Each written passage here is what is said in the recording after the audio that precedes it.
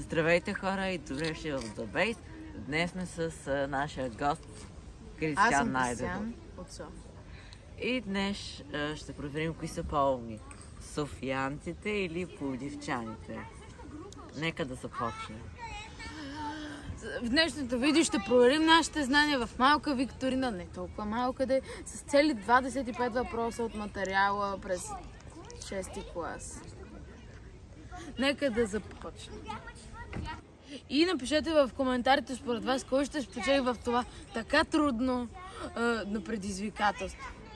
Първият въпрос е какво е подлог и как се открива в изречението. Ще имате 10 секунди на размисъл и който първи вдигне ръка, той първи отговаря. Кристиане? Подлогът докато е следното нещо в изречението. Той, който и да е, може да е съществително, може да е прилагателно. Важното е, че е този, който върши действието в цялото изречение. Най-често първо намираме сказуемото и след това е него чрез въпроса кой извърши. Или нали, може да е коя извърши т.д. И Кристиане, ти отговори правилно на въпроса. Имаш една точка за софиянците. Втори въпрос, този път свързан с историята. Кой е хан Аспарух и с какво е известен? Имате 10 секунди на размисъл и който първи вдигне ръка, той отговаря. Георги, ти беше прав. Така, той е създал българската държава, е спечелил битката при Онгъла и този... На кой е син? На хан Кубрат. Добре, нека да видим. И ти отговори правилно. 1-1 за сега. Една точка за пловдивчаните. Нека да видим малко география, как се ориентирате. Кое е най-високото планинско било в България и неговият връх? И какъв е неговият връх? Кажи, Георги. Не знам какво кажеш, но предполагам Рила. Най-високият... Добре, дайте малко да ви опростя задачата. Кой е най-високият връх в България? Георги, ти беше прав. Връх Мусала. Колко метра? 2925. Добре, Георги, и ти отговори правилно. Поздравления 2-1 за пловдивчаните. Let me see how much do you know English. Нека да видим малко колко знаете английски език. Каква е разликата между some и any? Георги? Some се използва в положителни изречения, когато има количество. Any е при въпросителни изречения и при отрицателни изречения. И нека да погледнем. Георги ти отговори правилно. 3-1 за пловдивчаните. За сега те лидират. Само да кажа, че те не знаят въпросите, не знаят отговорите. Всичко не е нагласено. Нека да видим как знаете биологията. Кои са основните групи гръбначни животни?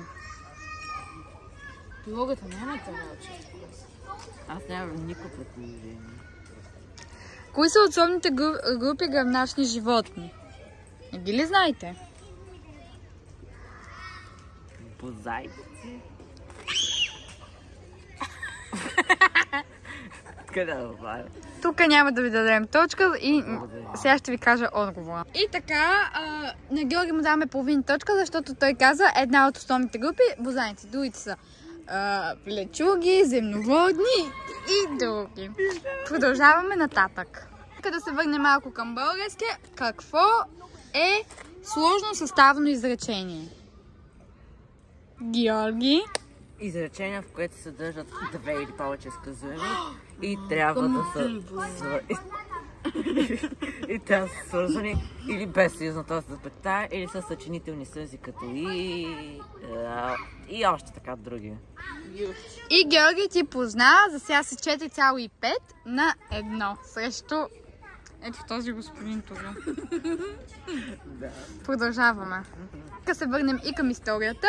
Кога България пада под османска власт? Георги, ти беше прав, съжалявам. 1396 година пада Видинското царство и 1393 година пада Търновското царство. И Георги ти позна. Софиянците имат много големи проблеми с нервите, само да кажем. Ти имаш проблеми с нервите. 5,5 на 1. Благодаря. Следващ въпрос. Той ще бъде по география. Кои са съседните държави на България? Георги, имаш ли против да дадем шанс на Кристиян, защото ти даваш... Да, имам против, да. И даваме шанс на Кристиян. Толкова ще ми е трудно на този така интересен... Аги, казвай, няма да Казах си чакаме. имам против. Турция, Гърция, Сърбия, Румъния. Грешка. Ти грешка, бе! Турция, Гърция, Сърбия, Пропусна Румъния. Северна Македония. Северна Македония са българи, бе, страшни! Какво ще кажете, госпожо? Така, малко пауза. Като нашия господин от София се отказа и се предаде. И автоматично победата идва към пловдивчаните.